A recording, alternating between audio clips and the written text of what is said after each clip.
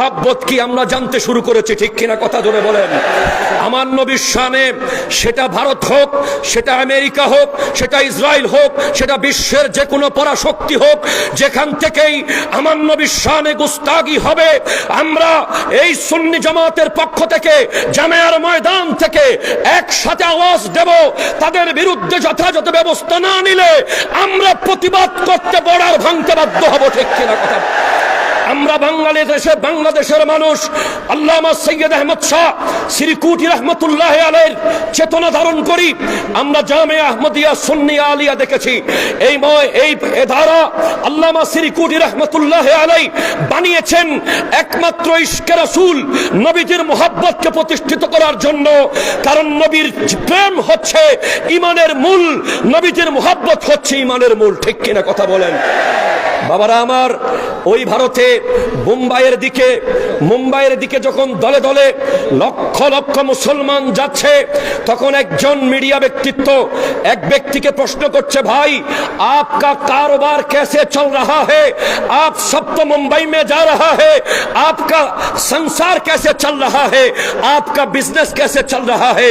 ওই ব্যক্তির কথা শুনে আমার কলিজা তরতর করে কেঁপেছে, চোখের পানি আসতে বাধ্য হয়েছে।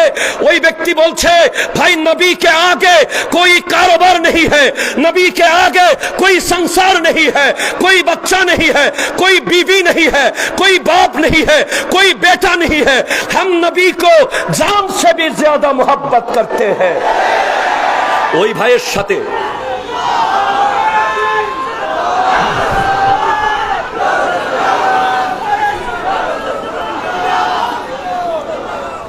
আমরা ওই ভাইয়ের কথার সাথে কোরআনুল কারীমের আয়াতের মিল পাই। রব্বুল আলামিন ইরশাদ করছেন, কুল ইন কানা আবাউকুম ওয়া আবনাউকুম ওয়া ইখওয়ানুকুম ওয়া আজওয়াজুকুম ওয়া আশীরাতুকুম ওয়া আমওয়ালুন ইকতারাফতুমুহা ওয়া তিজারাতুন তাখশাউনা কাসাদাহা ওয়া মাসাকিনু তারদাউনাহা আহাব্বা ইলাইকুম মিনাল্লাহি ওয়া রাসূলিহি ইলা আখিরিল আয়া।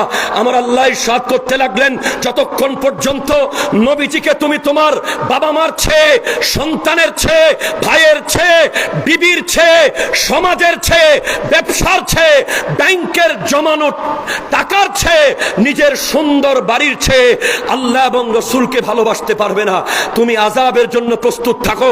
তার মানে নিশ্চিতভাবে বলা যায়, আমার দয়াল নবীকে আমরা বাবা মার চেয়ে বেশি মুহাব্বত করি, আমরা সন্তানের চেয়ে বেশি মুহাব্বত করি, আমরা ভাইয়ের চেয়ে বেশি মুহাব্বত করি, আমরা বিবির চেয়ে বেশি মুহাব্বত করি, আমরা ব্যবসা, নিজের বাড়ি, নিজের জমানো টাকা সব কিছুর চেয়ে বেশি মুহাব্বত করি। যদি প্রশ্ন করেন এই মুহাব্বত শিখলেন কোত্থেকে, এই মুহাব্বত মজবুত করলেন কিভাবে, উত্তর অবশ্যই দিতে হবে যেদিন থেকে এই বাংলাদেশে আল্লামা সৈয়দ আহমদ শাহ শ্রীকুটি রহমতুল্লাহ আলাইহির কদম পড়েছে, সেদিন থেকে বাংলাদেশের মানুষ ইশকে রাসূলকে শিখতে শুরু করেছে, ঠিক কিনা। এর আগে এখানে ইন্নাল্লাহা ওয়া মালাইকাতাহু ইউসাল্লুনা আলান নবী চলেছে, কিন্তু দরুদ শরীফ আওয়াজ বের হয় নাই। তার মানে আজ আমি আপনাদেরকে একটি কথা নিশ্চিত করে বলতে চাই, যারা আমাদের এই জুলুসকে নিয়ে কটাক্ষ করে, যারা আমাদের এই বিভিন্ন প্রোগ্রাম নিয়ে কথা বলতে চায়, তারা দেখুক আজ বাংলাদেশে সর্বপ্রথম ভারতের বিরুদ্ধে, ওই পুরোহিতের বিরুদ্ধে আওয়াজ উঠছে জামিয়ার ময়দান থেকে। কথা বলেন ঠিক কিনা? আমরা প্রতিবাদ করছি, প্রতিবাদ করতে যাচ্ছি, প্রতিবাদ করতে থাকবো। আমার নবীর শানে গুস্তাগি হলে তার সাজা হবে মান সাব্বা নাবিয়ান ফাকতুলুহু, তার জন্য মৃত্যুদণ্ড ছাড়া আর কোনো শাস্তি হতে পারে না, আর কোনো শাস্তি হতে পারে না।